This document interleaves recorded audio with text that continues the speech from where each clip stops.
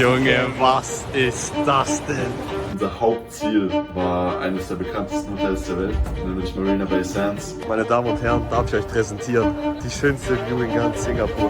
Wir sind im Casino angekommen, 3K Budget, wir werden es verdoppeln. Der Traum von den 3.000 € lebt wieder. Es sind unfassbare 36 Tage seit Beginn der Reise vergangen und wir fliegen von Singapur in ein neues Land. Der Casino-Gewinn hat die Ausgaben reduzieren können. So habe ich in den letzten 3 Tagen ca. 60 € ausgegeben und bin jetzt auf 1.335 € herunter.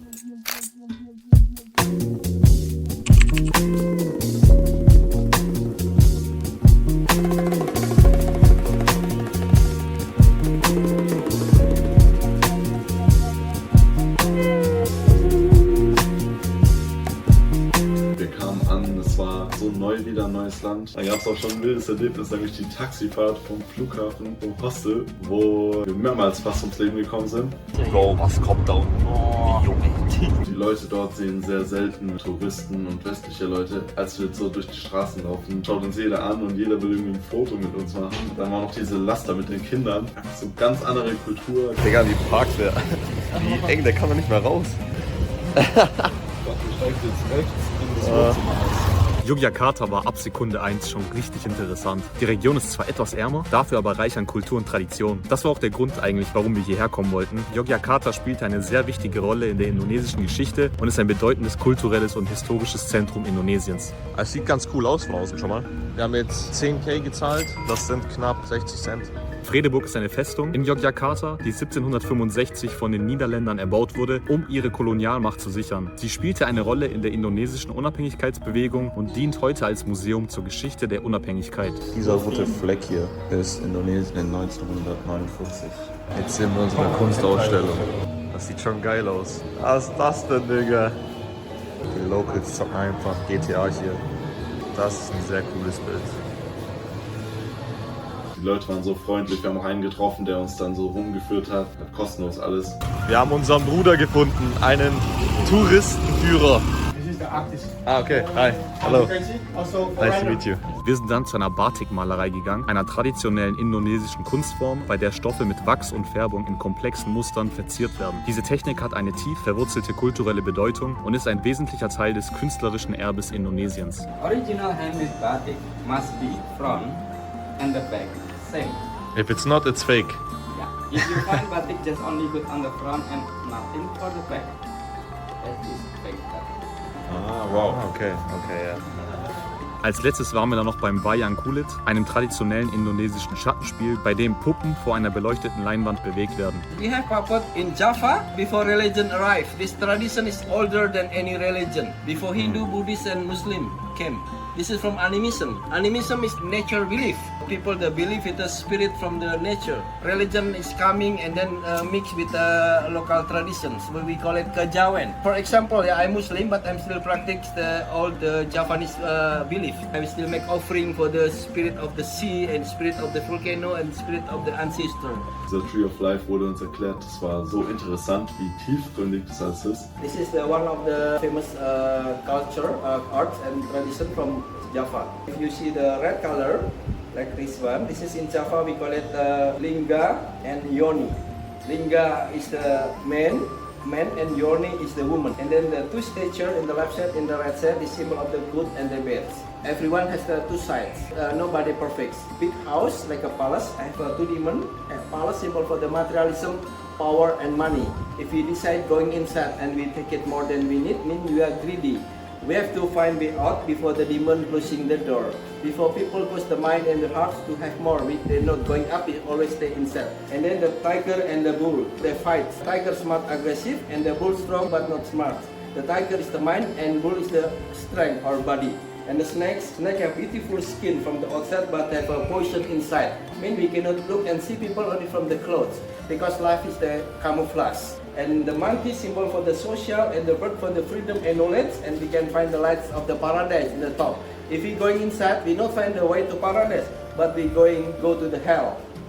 Also wir holen uns jetzt eine Yogyakarta-Spezialität, Fugu Yogya. Soll ganz gut schmecken, es gibt es irgendwie überall, an jeder Ecke. 3 Euro. Individuell verpackt mit eigener Plastikschale. Das ist richtig hart. Da sieht man die Schokofüllung. Schmeckt ein Kuchen mit Schokomousse. Ja, so Kuchenboden mit Schoko. Abends rum waren wir dann nochmal draußen und wurden einfach random von irgendeiner Gruppe angesprochen. Leute, wir haben gerade Freunde gefunden, mit denen wir auf jeden Fall in so einem Horror-Escape-Room hingehen. Say hi to the camera.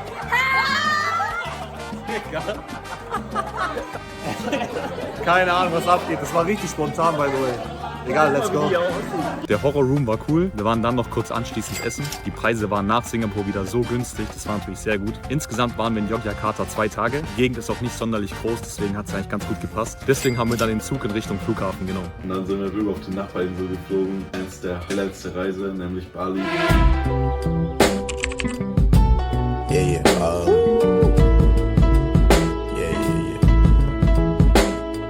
That's the way every day goes. Every time we've no control.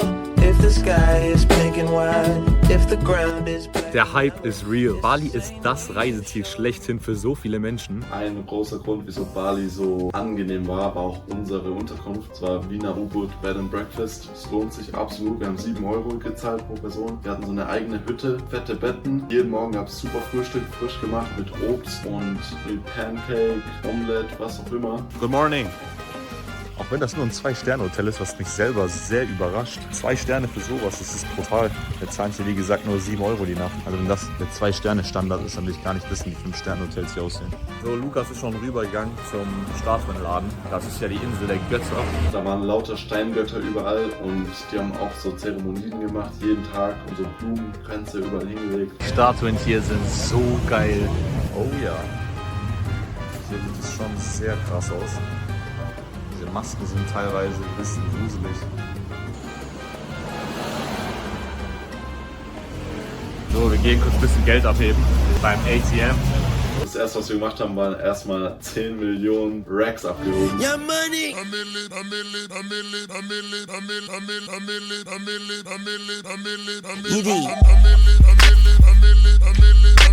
10 Millionen schwer bist du, Bro. Die Millionen sind da, die Racks. Das ist das erste Mal auch in der Reise, dass wir liquide sind, dass wir gut Geld bei uns haben. Mal schauen, wie lange das anhält. Ich habe schon immer gewusst, dass ich das Zeug zum Multimillionär habe. Löscht jetzt alle meine Nummer, ruft mich nicht mehr an, ich bin nicht mehr erreichbar. Ich melde mich gerade 2 Stunden später, nachdem wir unser Money Rain hatten, mit den 10 Millionen. Die Laune ist nicht mehr so prickelnd wie davor. Wir haben 3 Millionen aus den 10 Millionen für die Unterkunft zahlen müssen. Sprich, wir sind bei 7 insgesamt. Und von den 7 haben wir es irgendwie hingekriegt, nochmal 500 zu verlieren. Sprich, wir sind bei 6,5 jetzt. Das ist ein freier Fall gerade. Aber okay, man muss weitermachen. Wie haben wir es geschafft, in nur 2 Stunden so viel Geld loszuwerden? Für die, die es nicht wissen, auf 550.000 kann man hier eine Woche überleben.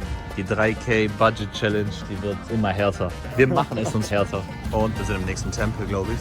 Hier gibt es so viele davon. Das ist aber auch so dekorierend hier mit den Blumen an den Ohren. Wir gehen jetzt zu unserer Oma, die Früchte verkauft. Hello! Das hier ist Mangostin. Ja, Mangostin. Geisteskrank, das ist die beste Frucht jemals. Das schmeckt so lecker, ich sag's euch. I love this. Ja.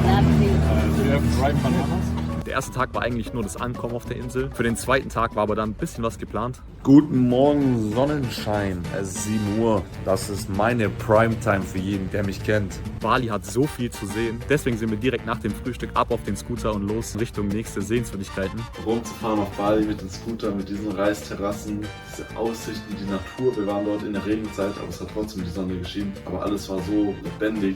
So, wir gehen jetzt in den Tempel rein. Erstmal werden wir aber richtig angezogen. Hi. Da bin ich mal richtig gespannt, wie es jetzt hier wird.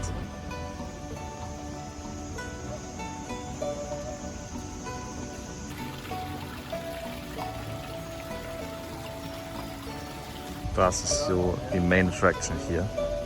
Die Elephant Cave.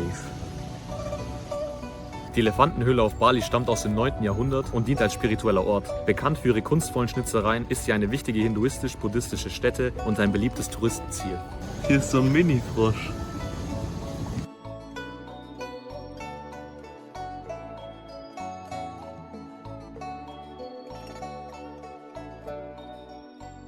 So, wir sind angekommen beim Uma Anya Waterfall. This is for the god of entrance. And this here, we pray God of money for the good luck. I need to pray for the God of money as well. I need money. Oh, you need money. You Yeah, I need to pray. Wir laufen Richtung Wasserfall durch so komplett Natur. Es war einfach geil und bei so einer Hitze auch noch. Oh mein Gott, ist das geil. Da konnte man sich so hinsetzen, als wäre das eine Dusche hinter einem mit sehr viel Power. Und das ist einfach geil, in der Natur sowas zu erleben. Du wirst von dem Wasser einfach erschlagen. Das ist so krass. Wir wollten eigentlich weiter zum nächsten Ort und auf einmal spricht mich irgendein Typ an von wegen, mein Garten ist cool, wollt ihr mal vorbeikommen? Und dann gehen wir natürlich mit. Also wir folgen jemanden jetzt hier im Garten. Wir wurden gerade von dem überzeugt, hier irgendwie einen Kaffee oder so zu trinken. Coffee tree, this is our coffee tree. This is the bean well ripe. Yeah, that like that. Yeah, that we use for make coffee later. Now we have the unique coffee process coming from the animal poop. Collect the poop and then we are process make it a coffee. That the poop from the animal. Also ich weiß nicht, was ihr alle da draußen trinkt, aber Kaffeebohnen geschissen aus dem Tier, sorry, aber irgendwo ist doch die Grenze. Black bee, but they're not dangerous because really they don't have small. sting. You see? Oh yeah, They're yeah. not sting for you. The honey taste is unique, not like normal honey. Alles, was umsonst ist, nimmt man dann auch mit. Wir durften dann dort noch 12 Testsorten Kaffee und Tee trinken. Also wir haben jetzt hier einen Tester. Von 1 bis 13 kriegen wir das umsonst. 14 kostet, 14 ist die Kaffeebohne geschissen vom Tier. Wir wurden jetzt hier gebläst mit diesem ganzen Kaffee und Tee. Also wir haben jetzt den Tee probiert, den Kaffee und nochmal Honig. Der Honig war eine 10 von 10. Geisteskrank. Ja, gestört. Die ersten so 7 bis 10 Sekunden hat man gar nicht gemerkt, dass es Honig ist. Auf einmal kickt es so rein. Unser 2-Sterne-Hotel war ja schon ein komplettes Brett. Deswegen mussten wir einfach mal auschecken, wie ein 5-Sterne-Hotel auf Bali aussieht. Schau mal nach links. Also Leute, wir haben was Cooles gespottet hier. Der Pool war mit Marina Bay Sands ganz oben. Es war so eine schöne Aussicht mitten in der Natur. Da waren so Vögel, die geflogen sind und im Pool so kurz getrunken haben und wieder hochgeflogen sind. So, es ist eine 10 von 10, eine gnadenlose 10 von 10 hier. Wie die Vögel auch immer so ins Wasser reingehen kurz. Dann sind wir zu meinem persönlichen Highlight rübergefahren, und zwar die Reisterrassen und Reisfelder. Die Aussicht war einfach atemberaubend. Grüne, weitläufige Felder, die sich terrassenförmig an den Hängen entlangziehen. So, wir sind beim Rice Field angekommen. Da pennt jemand, Leute. Der hat jetzt Mittagspause, Bro. Man muss sich mal ein bisschen umdrehen hier immer, dass man realisiert, wo man eigentlich gerade ist. Es war so eindrucksvoll, wie die alten Leute dort gearbeitet haben. Die stehen da schon den ganzen Tag und es war so heiß. Mir war von Anfang an eigentlich schon klar, ich will nicht nur sehen, wie Leute hier arbeiten, sondern ich will auch aktiv mithelfen. Deswegen habe ich dann eine alte Oma zuerst abgelöst und bei der Arbeit ein bisschen geholfen. Diese Arbeit kombiniert mit der geisteskranken Aussicht und den Leuten, die überglücklich sind, dass jemand ihnen hilft. Also das ist für mich wahrscheinlich der beste Moment der gesamten Reise gewesen. Also genug gearbeitet, wir gehen jetzt am Pool. Da hinten war das Reisfeld, jetzt sind wir auf der anderen Seite, weil es hier irgendwie coole Bars, Cafés und Restaurants hat. Obwohl die Leute dort kein einziges Wort Englisch sprechen konnten, haben wir uns durch die Arbeit dann einfach connected. Hello! Digga, wie geil ist das hier? Die ganzen Kokosnüsse hier an. Abends rum sind wir zum Sonnenuntergang dann Richtung Strand gefahren. Da war es auch richtig voll. Dort haben wir auch so Japaner getroffen, die Fußball gespielt haben am Strand. Haben mit denen Fußball gespielt im Sonnenuntergang an Bali. Jeder hat es einfach gefühlt.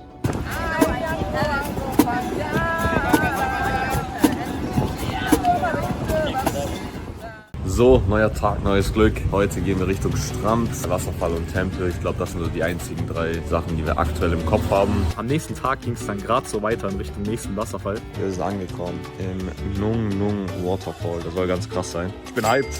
Wir haben jetzt einen Waterfall schon gesehen. Hi! Okay, die Bambus Bridge. Guck mal, wie krass. Hi! Der Weg ist wirklich eine 10 von 10. Oh mein Gott. Digga, what? Das krasseste Erlebnis für mich war eigentlich der fette Wasserfall. Oh, what the fuck? Damit man die Dimension dieses Wasserfalls noch halbwegs erkennen kann, filme ich jetzt den random Typen, den wir kennengelernt haben, den Holländer. Das ist so krass. Wie hoch denkst du ist das? 30 Meter.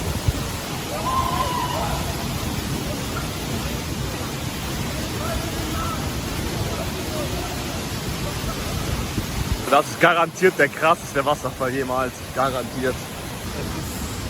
So beeindruckend, ich empfehle jedem herzukommen Ja, ist krass. und sich vor allem hinter den Wasserfall zu stellen.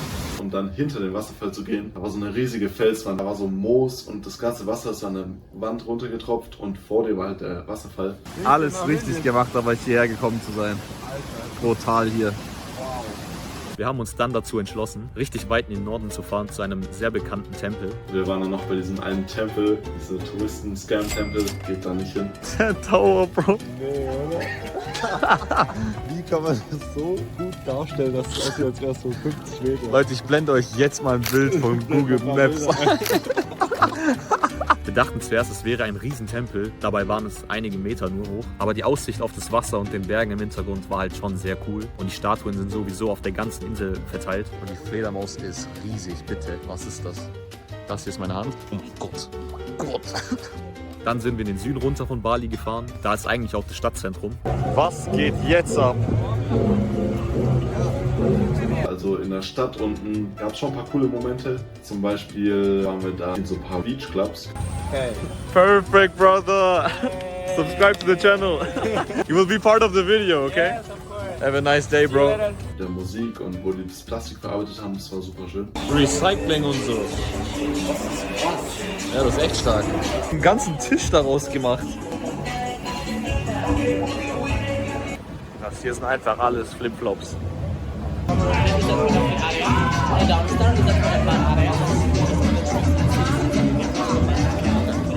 Wenn man auf einer Insel ist und dann noch spezifisch auf Bali, dann muss man eigentlich surfen gehen. Das Surfen auf Bali war ein kompletter Reinfall. Man stellt sich vor, es ist tropisch, es ist warm, es gibt schöne Wellen. Yo Leute, es stürmt.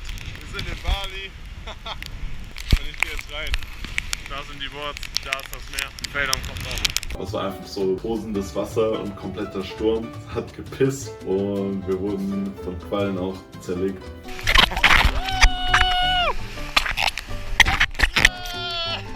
Von Qualle gestochen hier live. Das Wetter war einfach beschissen und die Quallen haben mir wirklich den Rest gegeben. Deswegen habe ich mich eigentlich gefreut, ein paar Stunden zu schlafen. Wir hatten keine Ahnung, was für ein Abenteuer uns aber in den nächsten 5 Stunden erwartete. Am letzten Tag gab es wahrscheinlich das Highlight von Bali. Nämlich sind wir um 4 Uhr morgens aufgestanden. Also Leute, es ist 4 Uhr morgens. Wir haben uns dazu entschlossen, jetzt am letzten Tag einen Vulkan hochzuklettern. Good morning. Und dann sehen wir uns da oben um 6 Uhr oder so. Ja, let's go.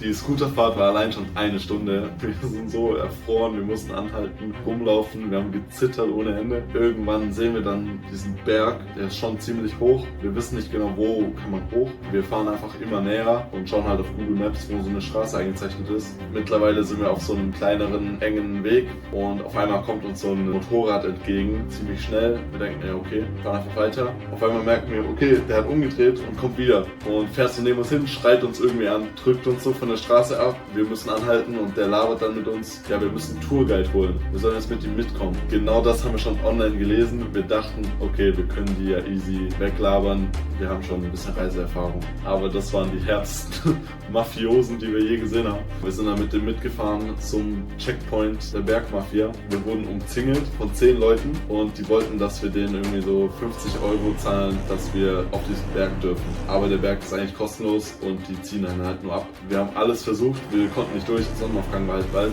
deswegen waren wir unter Zeitdruck und es war arschkalt. Unser Roller hatte mittlerweile keinen Tank mehr, wir waren eigentlich verloren, aber wir wollten nicht aufgeben, wir wollten nicht zahlen, deswegen haben wir auf Google Maps geschaut, nochmal rangezoomt und so eine ganz kleine gestrichelte Linie gesehen und sagen wir, okay, ja, ist gut, wir gehen jetzt weg, sagen wir zu den Tourguides, aber wir sind weitergefahren, einmal so um den Berg rum ein bisschen und dann sind wir dieser gestrichelten Linie gefolgt, aber es war kein wirklicher Weg, es war einfach durch den Wald. Wir hatten keinen Tank, wir wussten nicht, wann unser Roller aufgibt, aber wir mussten einfach auf diesen Berg, das war die Mission.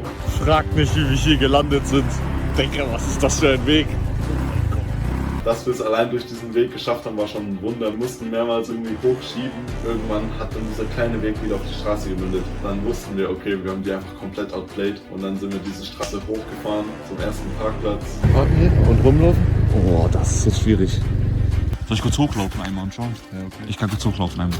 Also die Leute wollen uns hier scammen, indem sie Tourguides anbieten. Und die musst du anscheinend kaufen, die musst du nehmen, damit du hier hochgehen darfst. Das ist aber eigentlich umsonst hier, den Berg hochzusteigen. Und die stellen sich so in den Weg, dass du einfach nicht vorbeilaufen kannst. Die View hier ist ja komplett gestört.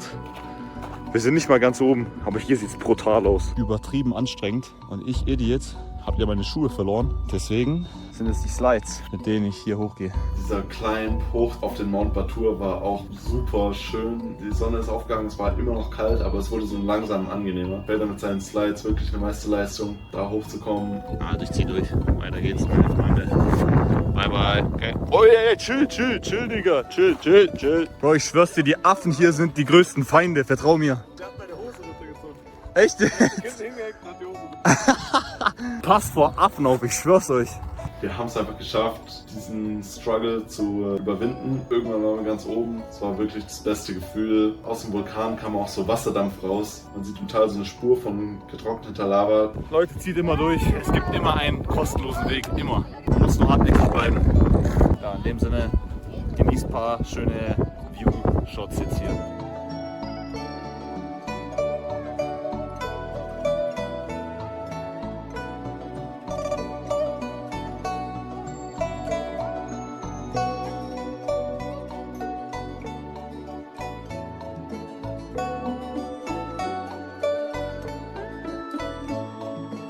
Die Landschaft hier ist einfach geil. Das ist so übertrieben geil. Das sind alles so Reisfelder hier.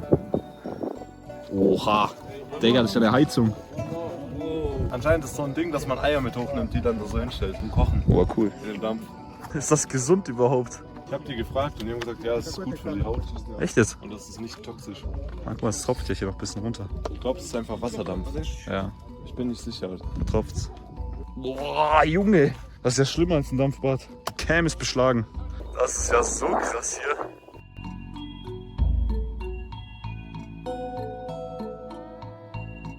Eigentlich ist es ja umsonst hier reinzukommen. Ja. Das ist auch auf den Google Reviews zu sehen. Die Tourguides, die verarschen einfach jemanden hier und verlangen Geld dafür. Ja, also sie versperren dir den Weg, lassen dich nicht rein. Es ist auf jeden Fall worth it, hier hochzukommen. Adiletten oder Schlappen würde ich nicht empfehlen.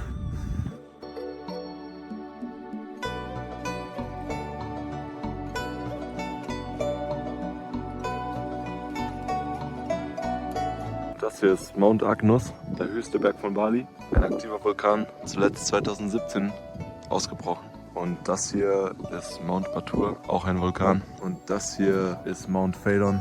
Auch ein Vulkan. Nein, Chance. Auch ein Brett. Es ist cool, wenn der Vulkan jetzt ausbricht. So ein bisschen. Dass man so ein bisschen was sieht.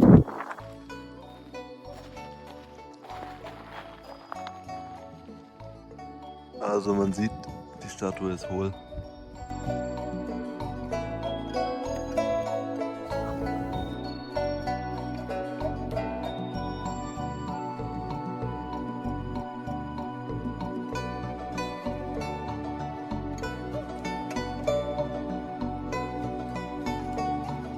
Das ist unser Weg.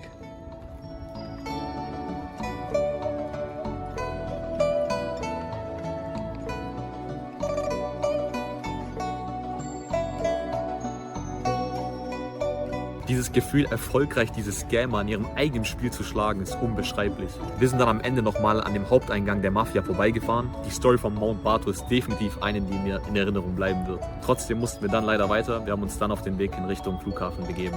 Für einen von uns hat die Reise hier leider sein Ende genommen. Lukas musste wieder nach Deutschland, weil die Uni angefangen hat. Das heißt, für die restliche Reise sind wir als Duo unterwegs, Jonas und ich. Mittlerweile sind es bereits 45 Tage seit Beginn der Reise und wir sind wieder am Flughafen in Richtung nächstes Land. In Indonesien habe ich schon gut Geld liegen lassen, sowohl für den Transport als auch für das Essen. Von den übrig gebliebenen 1300 Euro bin ich nur auf 1000 Euro runtergekommen. Indonesien finde ich als Reiseziel absolut Top-Tier. Von wunderschöner Natur über herzensgute Menschen bis hin zu traditionsreicher Kultur. Man findet wirklich alles. Für mich ist Indonesien mit Thailand zusammen eine 10 von 10 und absolut empfehlenswert. Für mich war Bali wahrscheinlich der exotischste und schönste Ort, an dem ich je war. Ich glaube für uns alle die beste Natur, die wir je gesehen haben. Auf jeden Fall einer der Top 3 Orte. Und ich würde es auch jedem empfehlen, mal hinzugehen. Dann ging es aus dem wunderschönen Bali mit dem Flieger rüber nach Vietnam. Wir waren so gehypt. Lukas meinte, Vietnam ist der beste Ort, wo er war. Spezifisch Hanoi. Have I told you lately that I love you? Da habe ich einfach noch 5 Jürgens gewünscht. Mom, Dad, es war alles sicher. Hier geht's nicht runter tief. Jetzt kriege ich noch Schellen, wenn ich daheim bin. Auf jeden Fall Vietnam, genießt das Essen dort. Das wird richtig geil. Vor allen Dingen die Sachen zu sehen, die ihr jetzt noch erleben werdet. Für mich sind dann ja komplett neu.